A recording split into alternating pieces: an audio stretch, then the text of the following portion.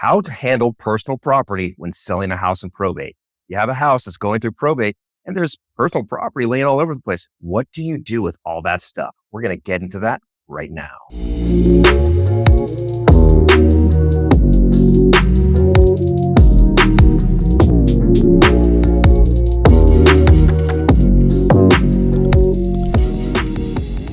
Welcome back to the channel. I'm Brendan Mohr, California Realtor and Certified Probate and Trust Specialist by the California Association of Realtors. And I'm Bill Heyman. I'm a licensed professional fiduciary, a licensed California real estate broker, as well as a registered and bonded California legal document assistant specializing in probate. Please like this video, subscribe to our channel. Want your probate done for no fee? Every day we help people save thousands of dollars and eliminate headaches with our one-of-a-kind probate administration service and real estate listing combo in California. Please reach out to us with any questions. Comment on this video. Our contact information is below. Email, call, text, because we can help you. So how to handle personal property in a probate real estate sale. Now, first, maybe we need to talk about what is the difference between personal property and what's called real property. Personal property is really anything that's movable.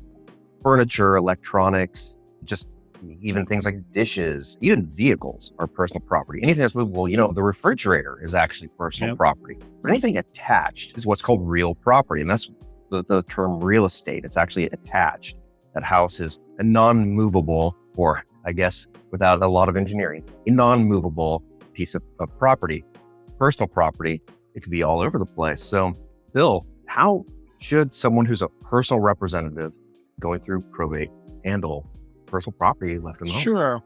Well, in most cases, at least I would say 95% of the cases we deal with, the personal property left behind really is mainly just household furniture, furnishings, things like that. And really very low value. A couch that maybe is worth $75, a chair that's worth $20. Really, you normally don't have to approach the court and get their permission to sell or get rid of those types of personal property in the house. Unless you got an heir who's objecting, then but generally the best way to do it for the most part is just for the family to get together at the house, and in a very agreeable manner, they just pick and choose what each family member would like to have. And once you're done with that, you can either have a garage sale and try to sell what's left, or you can call a junk hauler and just have it hauled off. And that's really the way most families handle things with that type of situation. If it's a fairly large estate, possibly they can even do like an estate sale type of thing. Yeah. If you do have some relatively valuable pieces of furniture, personal property, you're right. You can call. There's a lot of estate sale companies that will come out and conduct the whole sale for you. They can get kind of pricey in terms of the percentage that they take, but still it makes it a lot easier for the administrator in situations like that. You're right. Is there any type of special accounting for these items if they're tossed out or anything like that? Not really. I mean, other than if you do have a garage sale and money comes in or you sell items, that money should be placed into the estate bank account and be part of the overall estate. That's about it. Now, what about vehicles? That tends to be, that's a kind of a different type of thing. You're registered with the state. Vehicles are a lot of times they're kind of a pain in probates. And the only part that's really a pain is dealing with DMV. But essentially what happens is the administrator will do all the required DMV paperwork to either transfer title of the vehicle to a family member, if that's how the family agrees to do it, or if they're going to sell the vehicle, then he'll do the paperwork with the DMV, transferring it to the new buyer. And again, if there's any money that comes in from the sale of the house, it should go into the estate account, be part of the overall estate.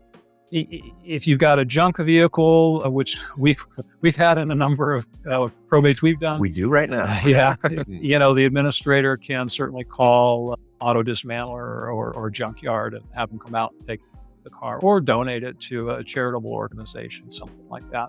But again, the administrator will be the one that does all the paperwork. And I know one thing, Brendan, that, I'd like to kind of throw back into your court as a realtor. What's better in terms of getting the house on the market and sold? Is it better to leave all the personal property behind? Is it better to get it out of the house? As a realtor, what's your thoughts on that? Yeah, that's a great question. And it kind of depends. A lot of times it might actually present better if the entire house is completely cleared out and vacant.